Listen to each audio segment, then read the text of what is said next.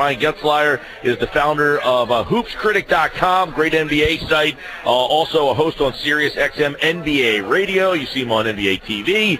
And he's at HoopsCritic on Twitter. First, Brian, welcome aboard. Can you believe people are lining up to win Sixers season tickets? They won 10 games last year, and people want their tickets.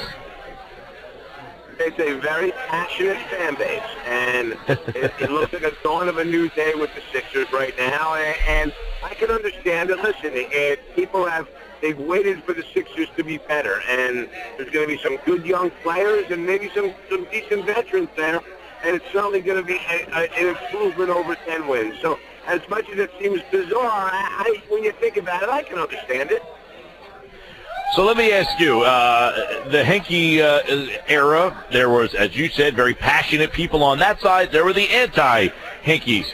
On a night like tonight where they're going to end up with Ben Simmons, and then who knows, we'll get into what else, does it make the anti-Henkes say, you know what, maybe the on-the-court product was a failure, but tonight makes the off-court product a success?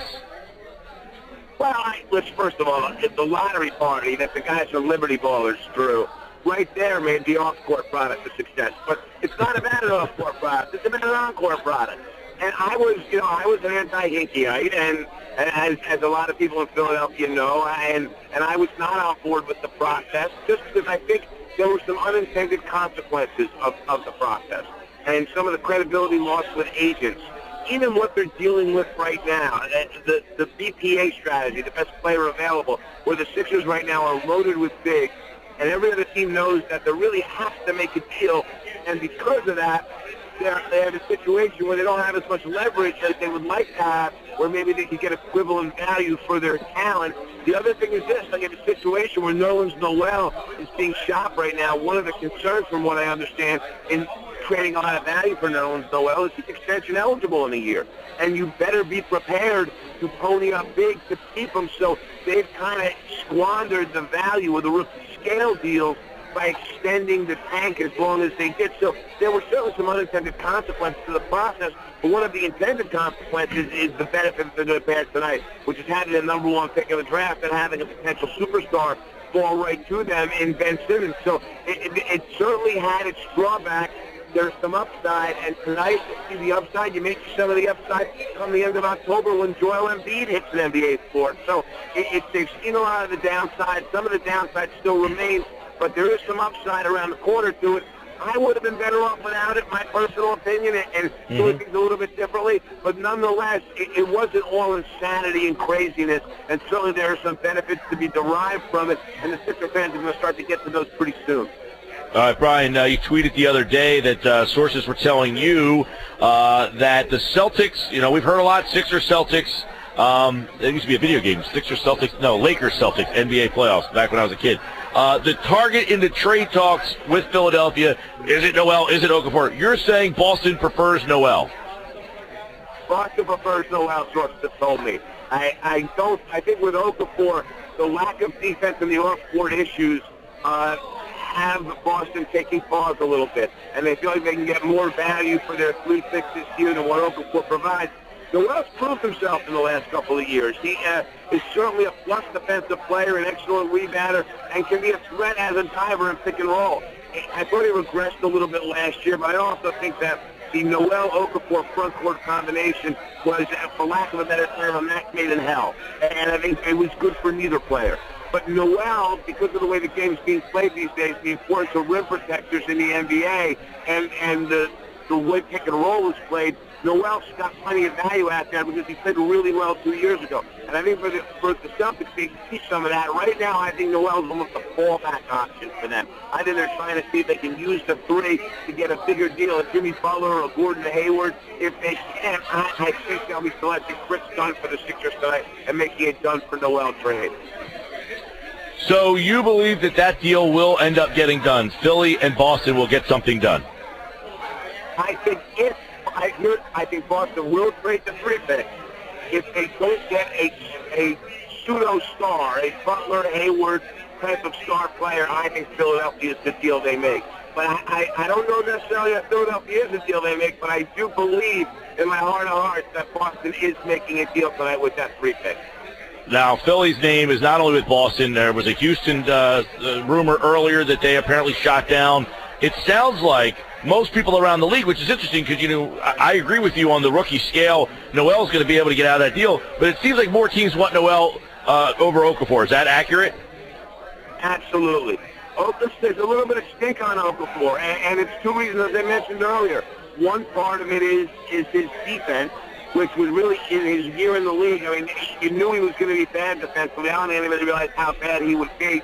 And you see what happens with pick and roll and team switching. You saw it in the NBA Finals a couple of nights ago. Brought Zelli onto the ball. If you have an inferior big on the floor at big points in time, teams will find that big. That's a major liability with Okafor. The other problem with Okafor is what went on off the court. And although he's got a reputation as a good kid, and generally it's seen as an aberration, it happened in his rookie year, and he was only a one-and-done guy.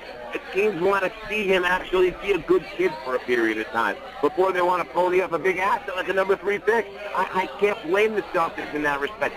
I think Jahlil Okafor is a good kid, and I think he'll prove himself to be that, and I think he'll be a decent NBA player. I don't know about a star player, but a decent NBA player. But right now, he's really, really hurt his own value based upon the defense and the off-court behavior. Before we get into some quick NBA news and notes, because there's a lot going on, Brian Geltzeiler is with us here, hoopscritic.com, NBA draft tonight. It sounds like the Sixers are trying to get a veteran point guard. They were in the Teague stuff. It sounds like they were in the Hill stuff, hearing Rubio as well. So do they walk out tonight with a veteran point guard? Because Simmons, a lot of people think that he should just play point. Just give him the ball and let him play point guard. No, I wouldn't do that. I think that's too much pressure for a guy for 1 year in college. He'll have a lot of ball handling responsibility, but you let him start as a secondary ball handler. You don't have him start as a point guard. And the Sixers do need a guard. If they don't complete the steal of Boston for John Hudson, Rubio is a big possibility. One of the big advantages the Sixers have here is cap space, and they're going to have a salary floor that they're going to have to get to.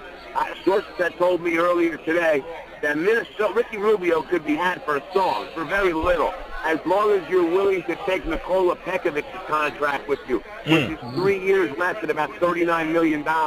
Now, for the Sixers here, you certainly could use, especially if you're going to trade one of the bigs, you could use Pekovic as a big off the bench. You could do a lot worse than that. And they have to get to the salary floor anyway. I mean, granted, 3 years is not a wonderful deal.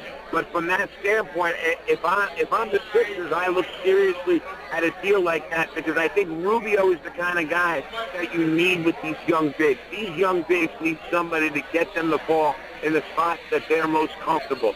And the guard situation the last few years, all due respect to Ish Smith, that gets every ounce out of the talent that he has, it's been subpar and substandard. And I really think it hurts the development of some of these big kids for them. So I do think if you can have the opportunity to get a talent like Rubio, who's got another one's got 3 years left on a deal, he's in the neighborhood there of also at $39 million. I think you jump on that as well.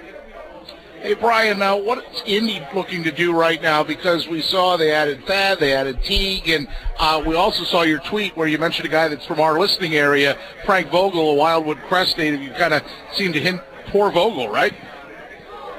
Yeah, the whole thing, I don't like the way it played out in Indy. He gave him personnel last year, and somehow Monte Ellis was supposed to fuel this up-tempo thing. Well, that didn't happen. You wanted Paul George to play the 4. He never was interested in playing the 4, and Frank Vogel gets fired for that. So now you go ahead and, okay, you bring in Nate McMillan, who never ran an up-tempo system in his life, by the way. 10 of the 12 years he was a head coach, they were in the bottom 5 in pace. So he's always been a slow-tempo coach. You're going to bring in Nate McMillan and tell him, we want you to run. Now, listen, they've done the right thing by Nate McMillan and giving him players that can play an up-tempo system. He can be a guy that pushes the basketball. Thad Young is a small ball 4, and you can play fast with Thad Young at 4. So he's done a nice job for McMillan. It bugs me when a good coach, and granted Vogel landed on the street in Orlando, and it's all fine, but it bugs me when a good coach loses his job because the GM that is employing him doesn't plan properly for the system they make the guy play. So that was all that tweet was all about. I didn't love that for Frank Vogel. But listen, Indiana, you want to play fast, you got to go get the right personnel. I'd like to see them add somebody to play next to Teague and make Monte Ellis 6th man. I think that would be the right move for them. Speed, speed, speed. We're talking with Brian Geltzeiler, and we're talking about the NBA a little bit. Tell me about the Derrick Rose move then, and your thoughts on his move to New York. Does that make them a better basketball team, maybe a playoff team? It's possible. Here's the thing with the Rose move for the Knicks. It's a worthwhile risk. It's a low risk, high reward. Do we know that Rose is going to be healthy? Do we know he's going to re-find his old form? No. But he didn't play bad the second half of the year. He was one of the silver linings to a miserable full season with what he did in the second half of the year. And for the Knicks, 3 years, $39 million around Lopez is fine. It's a good contract, but it's not a great contract. And they're going to go in another direction with a center and free agency anyway, whether it's Joakim Noah or Dwight Howard. And for them, Lopez is extraneous because in the long run, Porzingis is probably going to be their center regardless. So you have Jeff Hornacek coming in, likes to run a guard-driven system. Well, if you're going to do that, you need guards. So here you had an opportunity to get a guy that not so long ago was an elite NBA point guard and is only 27 years old, and he's on the last year of a deal. So if it doesn't work out, you say goodbye to him, and you get to reload that cap space. Listen, guys, I didn't love the length of the Lopez contract for the Knicks in the first place. I thought it should have been 2 or 3 years. Now you swap it out for Rose and end up in a situation where if it doesn't work with Rose, it's like the Lopez contract was a 2-year deal. Jaren Grant wasn't going to be an answer. He didn't show enough last year. And the truth of the matter is you can go find a player, a guard, a serviceable guard like Jaren Grant. It's not hard. It's a good risk for the Knicks, who are going to keep Carmelo Anthony here at 32. You're going to keep Anthony at 32. You might as well take a shot with putting a team around him that can be competitive for a playoff spot. Brian Geltzeiler over there at hoopscritic.com. Check that out for the NBA tonight at hoopscritic on Twitter. The draft coming up in just a couple of hours here, and some more news on the Sixers coming. I'll give you that in just a second here. Brian, appreciate the time, pal. No problem, guys. Talk to you soon. Take care. You got to hear him over at Sirius XM's NBA Radio. I listen to his show a lot on my drive into work, and always good stuff.